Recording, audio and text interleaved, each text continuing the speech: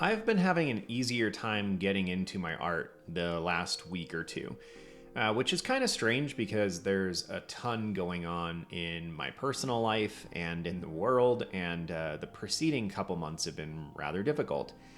So, what secret random thing do I have to share with you that's been making art, even in difficult times, a little bit easier to engage in? Well, I don't want to burst your bubble because generally how I would approach this is that there's no secret.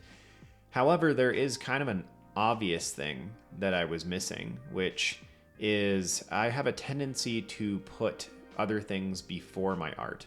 Now, this makes a lot of sense. When I get up in the morning, the first thing I have to do is get my kid up, and then I got to make sure the cat's taken care of, and then I got to get my kid out the door for school. And generally, once I get kind of all those essentials done really, really quickly, the first thing that I start turning to is the mundane work around the house that needs to be taken care of.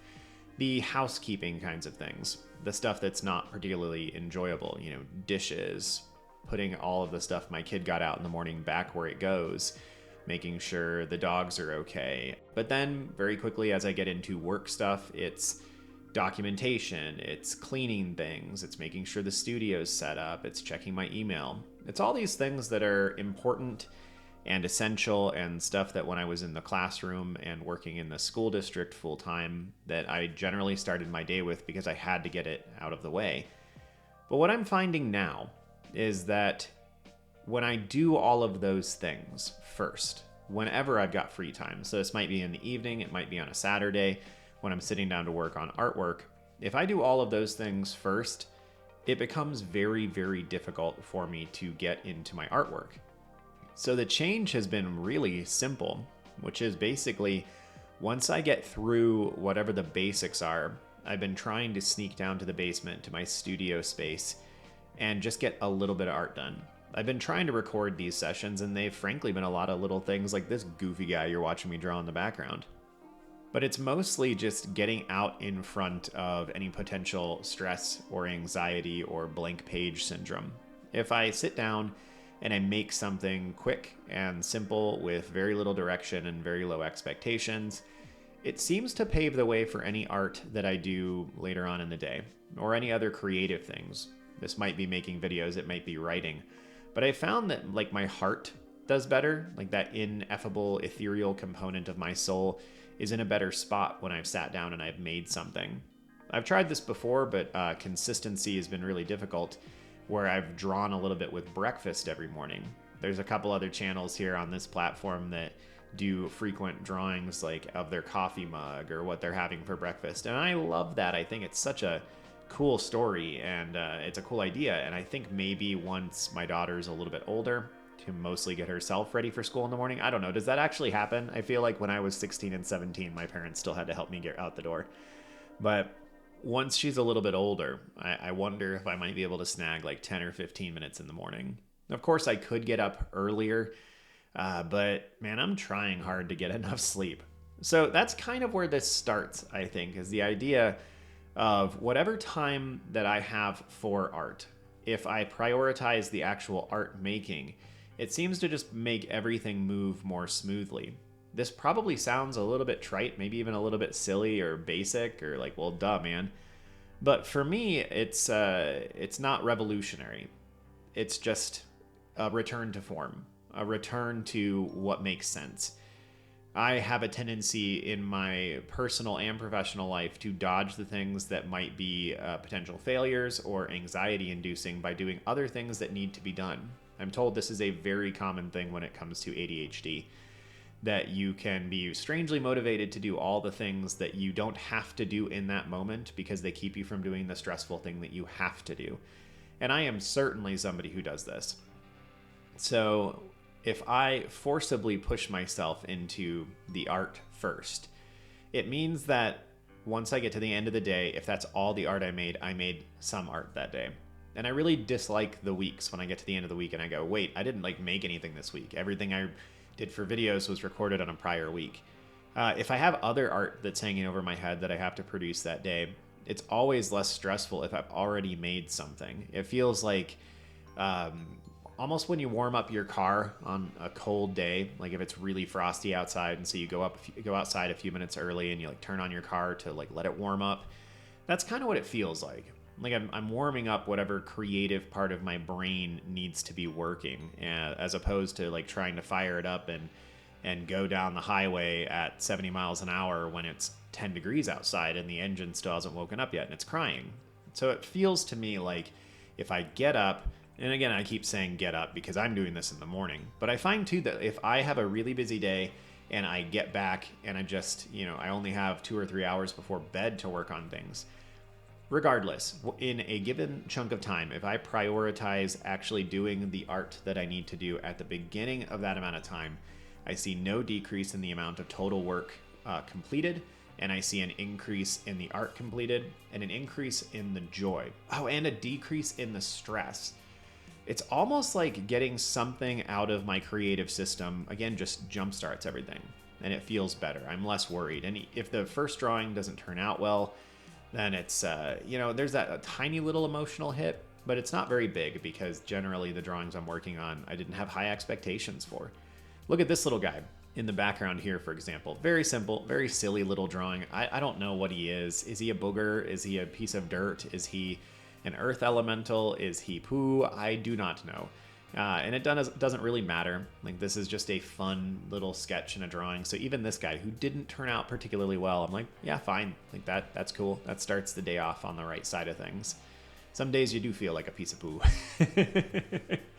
So I just wanted to share that because for me, it's been, again, not really a revelation, but like an invigorating find. I am back to being able to create art pretty much every day, even if it's just a little bit, without a ton of stress involved. And this is really, really helpful for me. So I hope that you can kind of steal it, that you can modify that strategy and somehow apply it to what you're working on. Because it is hard to be consistent with art, especially when you start getting a little older and you start having expectations, or you start just having a lot of things that could potentially take up that time. I feel like for me, that's a lot of it. And it's the same issue I run into with reading books, with playing video games, with watching TV shows. I don't watch anything really. I do play some video games, but even those kinds of things, which in general, I'm a pretty big advocate of. We as human beings need downtime. We need time to recover and time to get our head on straight and figure out life. And you need to have some time detaching from things. But I only have, 2 or 3 hours maximum on a given day that is up to like my full discretion as far as how I use it. Maybe that's hobby time, maybe that's leisure time. I started doing miniature painting a year or two ago, and in the last 6-7 months, I haven't done any. I haven't been able to find the time for it. And again, when you hear that phrase, it's like, well, there's obviously a time. It's like, yeah, there is, but like sometimes that time has to be spent just detoxifying from the day and recovering and like getting your head on straight. Sometimes that time is robbed from you and you have to do stuff for work, or you have to do something that you pushed off during the day, or maybe you were sick and things built up. And then even if it's just good time, you have an hour or two a day that you can just do what you want to. Are you going to play video games? Are you going to read a book? Are you going to watch something? Are you going to hang out with your family? Are you going to hang out with your spouse or partner or kid? All of those things are valuable and beneficial. Some of them obviously more than others, but that balance becomes quite difficult.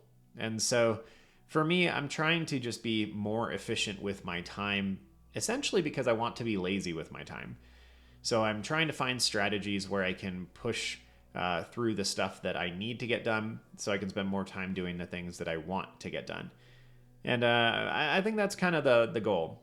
There's a lot of pressure nowadays, especially from an American perspective, to make sure all your time is efficient, that you are being productive all the time, that you are earning money every single moment that you have a chance to do so.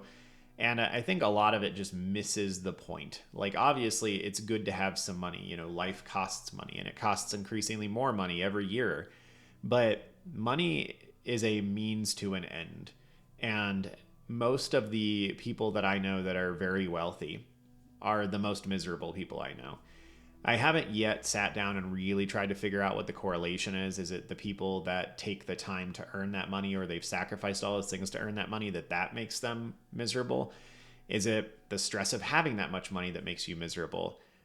Do miserable people happen to be more likely to earn lots of money? I don't know, but I know definitively that the people in my life who are happiest are generally people who have about like 10 or 20% more money than they actually need. So they have a little bit to spend on emergencies and vacations.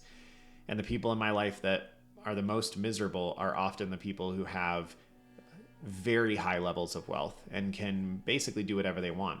It's almost like they get to that point and life is overwhelming. So it's this weird situation. So I think that it's beneficial for us to try to reduce like how much things cost and try to be efficient with our time so that we can spend our time in the way we want to, not so that we can monetize everything, not so that we can make sure everything is productive. That's a good way to burn yourself out. And as for the fact that none of us know how long we're going to be on this earth, I would highly encourage you to take joy wherever you can get joy. Try to be kind to the people around you and build relationships, spend time with people. Like, people are going to be the most important thing in your life as you move forward. Develop skills and develop relationships. You know, skills will be things that you can continue to work on as you move forward. And all of this too kind of harkens back to the art that I was talking about at the beginning of the session, which is your art doesn't have to be monetizable. You know, I make a little bit of money here with the channel, with the Patreon, those kinds of things, but it's not a ton. If I was doing this to be my job, then it would not be sufficient, and I would do something else. But also, if I had to try to build this into something that was largely monetizable and made an income, and it took away the joy of the creation, I don't think I would do it. And yeah, I would just encourage you to fight that thought process that your art needs to make money, that you need to make a career out of it. Of course, if you want to go that way, if you've got some driving factor, totally fine. But if that's not naturally how you're built and not naturally how you're geared, I would encourage you, you don't need to make money with your art. You don't need to do much more with your art than make art because it makes you happy and it makes you a better version of you. If you end up making some money, you know, enough to cover your costs and whatnot, great, fantastic. I think it's a good thing to buy art. It's a good thing to encourage artists. Artists make the world more beautiful, and we need more beauty. But try to fight that pressure if you have that. You don't need to make money with your art for your art to be valid. Your art is valid because you're a human being, and only humans can create art. Of course, we could get into a conversation about some of the other animals that, you know, quote unquote, make art. But that would be a fun discussion to have. It doesn't really pertain to this right here. Anyway, I think we're going to close out the session there. I hope that kind of those tips and whatnot about starting early might be beneficial to you, and some of the other rambles might be helpful as well. So as always, thank you for being here. Thanks to my patrons. And yeah, if you want to check out the Patreon, it's in the description down below. If you need an artistic community, we have a Discord server attached to this channel, totally free. Lots of sweet, awesome people in there. Feel free to check it out. It's also linked below. All right, have a good one, y'all. See you soon.